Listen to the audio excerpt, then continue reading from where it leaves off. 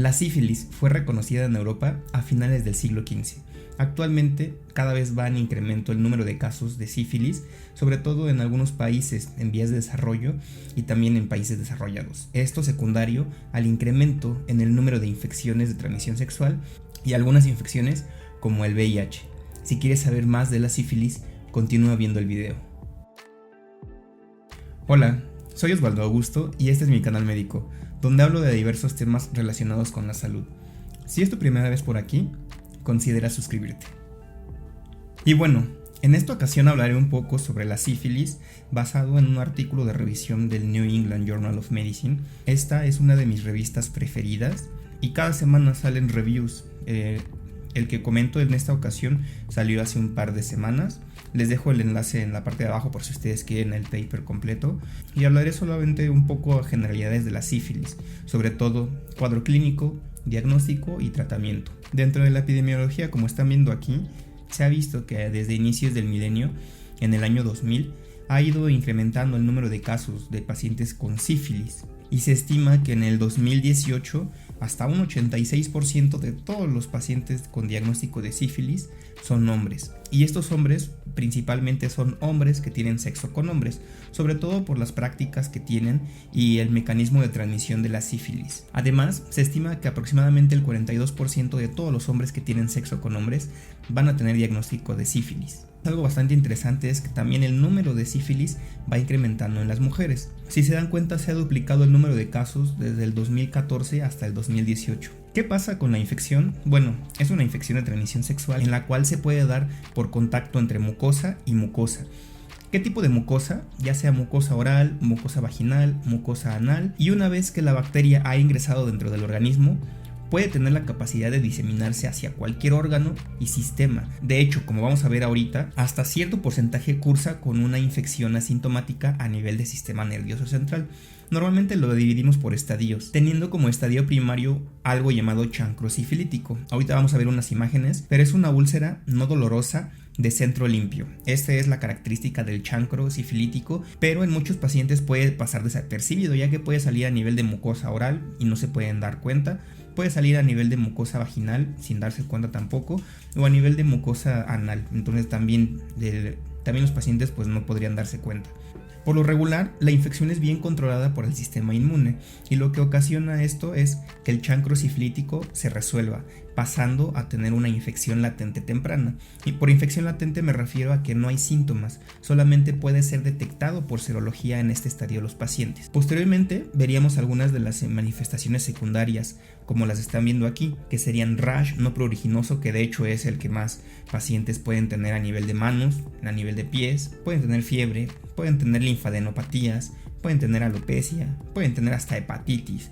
Puede afectar a muchos órganos y sistemas y aquí también va a ser un poco difícil diagnosticarlo. Siempre habrá que sospecharlo cuando el paciente tenga un rash no pruriginoso compatible con sífilis. Después de esto pasaría a una etapa de un periodo latente tardío. Se ha establecido como un año el corte para poder definir entre latente temprano y latente tardío. Si ustedes ven a una persona que tiene una serología positiva y esto se manifiesta dentro del primer año, se puede decir que es latente temprana y después de un año latente tardía. Esto lo que hace es cambiar el tratamiento médico, que ahorita vamos a hablar sobre él. Y por último conocemos a la sífilis terciaria, en la cual ya hay afección a nivel cardiovascular, afección a nivel del sistema nervioso central y algunos puntos interesantes que ahorita vamos a tocar. Dentro del diagnóstico, pues el diagnóstico de la sífilis, realmente hacerlo es bastante sencillo hoy en día. Se les pide nada más una serología a los pacientes.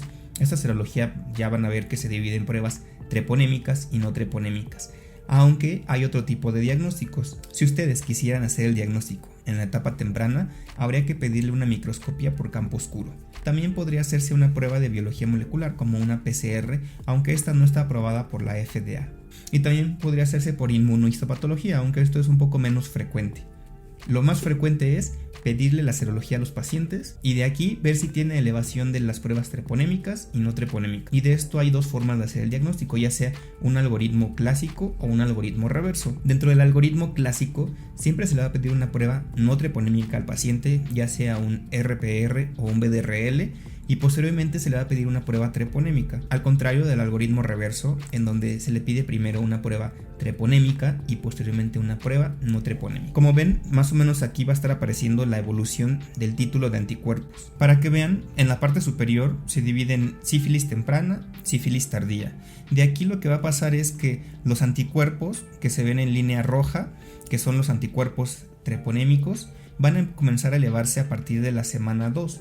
Todos los anticuerpos requieren mínimo 2 semanas para comenzar a elevar, esto de todas las enfermedades, Y en la parte de arriba lo divide más o menos en sífilis primaria, sífilis secundaria, sífilis latente temprana y sífilis latente tardía y terciaria. Si se dan cuenta, el corte es 1 año para sífilis temprana, que sífilis temprana estaría englobando a la infección primaria, infección secundaria y latente temprana, y tardía después de 1 año ya sería sífilis tardía y sífilis terciaria. Además, la línea punteada nos habla de un paciente tratado. Una vez que tratamos la sífilis, esperaríamos que la serología fuera disminuyendo conforme pasa el tiempo. Aproximadamente a los 6 meses se podría comenzar a ver un descenso de los títulos de una prueba no treponémica como un BDRL, y esto habría que esperar hasta 1 año para poder valorarla de forma adecuada, como están viendo en la imagen en la línea punteada. Y de esto habría que esperar hasta 1 año para poder valorar bien el BDRL o el RPR, para poder ver si el paciente tuvo una respuesta adecuada al tratamiento con penicilina, como ahorita vamos a comentar. Dentro del manejo de la sífilis tenemos unos puntos importantes que siempre deben de considerar. Estos son 4.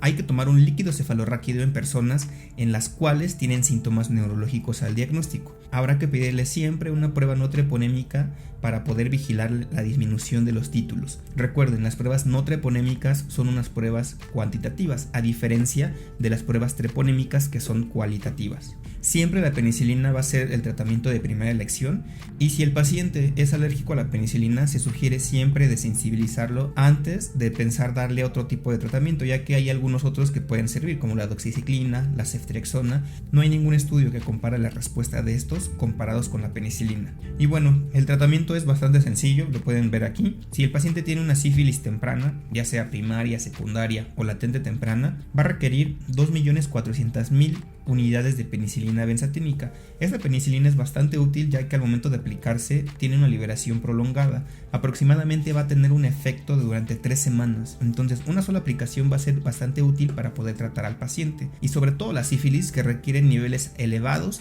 de antimicrobiano en sangre. Si el paciente tiene una sífilis tardía, ya sea latente tardía o terciaria, aquí el tratamiento es el mismo, pero se va a prolongar por 3 semanas. Se le van a dar 2.400.000 unidades al paciente cada semana por 3 semanas. Y algo importante a destacar es que si el paciente tiene una neurosífilis, lo cual es meningitis, afección ocular, afección óptica, el paciente requiere una penicilina G acuosa, en la cual se le van a dar de 18 a 24 millones de unidades cada 24 horas por 10 a 14 días. Entonces, siempre tengan en cuenta eso, que la neurosífilis cambia el tratamiento, y realmente el paciente puede pasar a tener neurosífilis desde una infección temprana. No es necesario esperar a que el paciente lleve años para poder desarrollar los síntomas neurológicos.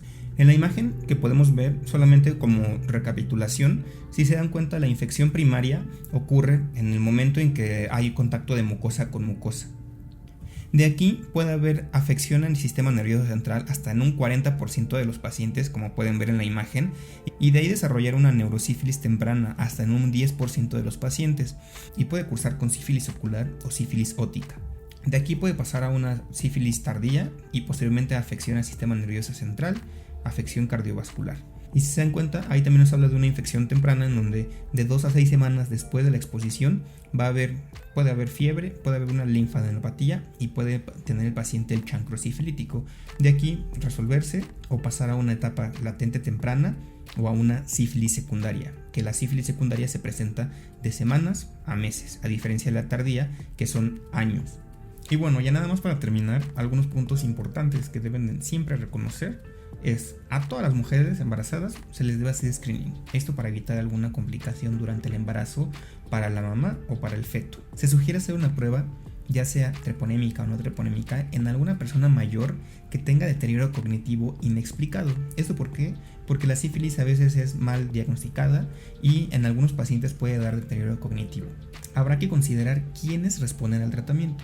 Para los pacientes que responden al tratamiento, debe haber una disminución de títulos aproximadamente de 4 o más del diagnóstico inicial. Esto más o menos como ejemplo, si ustedes tienen un BDRL de 1 a 16, debe de disminuir por lo menos 1 a 4 para considerarse los 4 títulos o las 2 diluciones. Si el paciente ha tenido una respuesta adecuada, va a disminuir los títulos. Si no disminuyen los títulos, habrá que valorar qué hacer con el paciente. Sobre todo algunas guías recomiendan hacer una punción lumbar para descartar neurosífilis. Y con eso termino esta charla breve sobre sífilis. Espero que les sirva de repaso de algunos puntos importantes a considerar. Recuerden siempre usar algún método de protección al momento de tener relaciones sexuales para evitar no solamente sífilis, sino también VIH, hepatitis B, hepatitis C, Neisseria, clamidia, etc. Muchas otras infecciones de transmisión sexual. Habrá que tener una cultura de prevención adecuada. ¿Y qué nos queda hacer con la sífilis? Hay algunas vacunas por ahí en estudio y hay algunos artículos que han sugerido usar la doxiciclina como tratamiento preventivo. Pero hasta que eso no esté validado, solamente nos queda cuidarnos. Nos vemos en la próxima.